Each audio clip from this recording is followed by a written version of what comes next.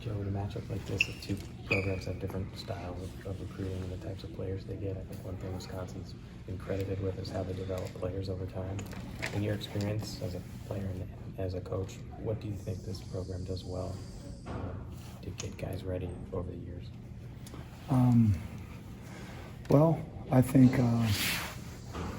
it's a few things. I think it's how guys are trained off the field. You know, how the weight room staff works to develop them is outstanding. I think how the current players work to help develop the young guys, how they coach them, how they show them the ropes. I think those have that has a lot to do with the culture of a program. So I think those and kind of earning your stripes through scout team and kind of growing, and everyone's different, but I would say those three areas are probably the biggest. So they've got a lot of guys who make plays defensively, especially behind the line of scrimmage, but Chase Young, when you look at him and what they can do with him and where they can line him up, what do you need to be aware of against him Saturday? He's just extremely dynamic player, incredible athlete for size and power, and I think you said it, just being aware of where he is. Sometimes we're able to do that, sometimes we're not. You know, they're smart, they move him around, and you know, I think if you draw that card, you got to do a great job. I think it's Jack's role in that, just finding out where he is and adjusting protection however necessary. Yeah, I mean, I don't know that we'll put all that on Jack to be able to do that. We'll try to do our best to be smart. He's got a ton of stuff to kind of be locked into and be wired into, but for us to do it, we'll try our best to make a account for him and have an idea, hopefully, where he will be and make the best adjustments we can. But there's going to be times we just got to block him. So with what you saw against Illinois with the goal line, with the third quarter after Kendrick's 35-yard reception, and out of those three plays, out of 32 personnel, what did you see in terms of, through your eyes, about what necessarily didn't go right and that forced the field goal? Man, I watched that and it sucked. It sucked, you know, like we've been good in those situations, and man, you wished you practiced some different things to have in that role, and you know, should have been better on the first play. It was there. We didn't block it up the way we should have.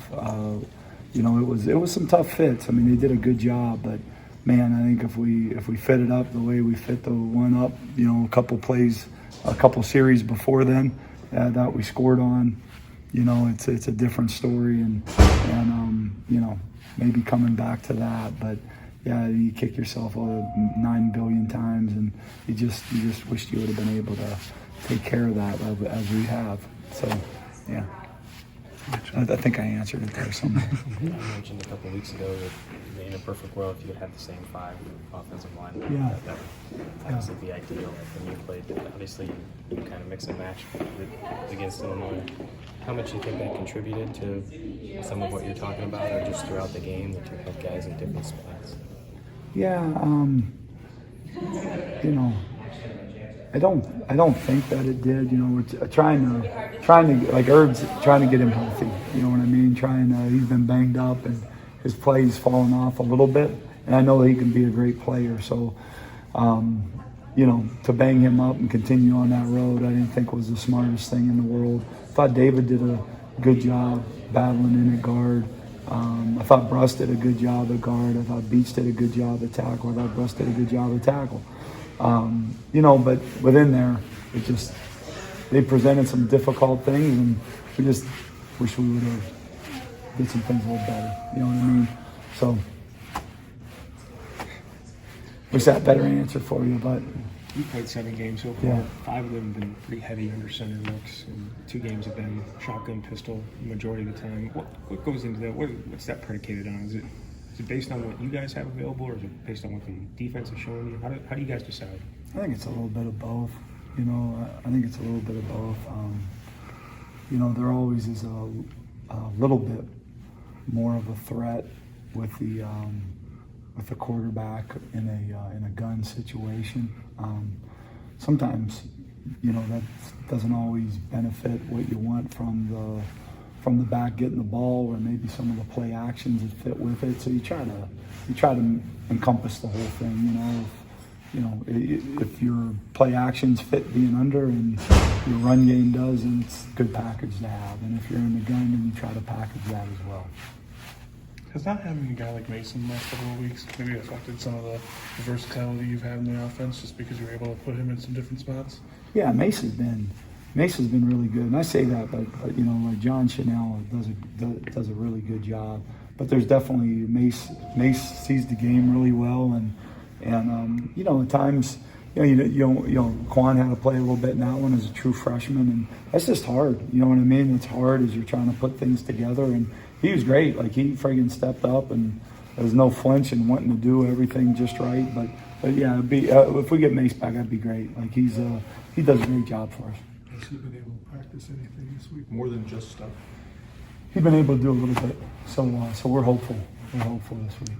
Jack, can you explain why Jack has been so effective on third downs this year? I mean, his numbers, I'm sure you guys have them, are off the charts. Yeah. His third down conversion rate. I think he's really wired in and studies and works his butt off. I think Johnny does a great job helping him. I think combination with the receivers and trying to protect. Like, I think they have confidence that they can convert, as a group, and they've done that. He's been really good. What do you think this offense needs to do better to have a chance against Ohio State? What were the things you identified other than probably taking care of the football? Yeah, I think I don't want to take anything away from Illinois, because I thought they really did play an outstanding game. But I think with everything being said and done, you're still in position to win the game with 4 drives there at the end, and you got to, you got 4 drives, and come out of those 4 drives with 3 points, and 3 of those drives you're in position to put points or more points on the board, and that's the frustrating part. You're going to have games that are tough. You just are.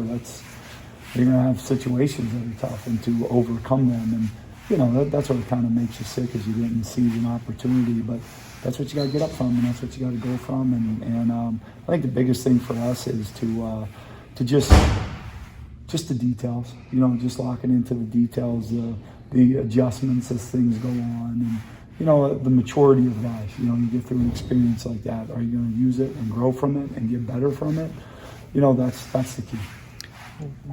With Quan, when did you, or what progression have you seen out of him in terms? I know he had worked back from that broken foot, but when did you realize that he was going to be game ready? And I know you mentioned a little bit about it. How did he do against Illinois?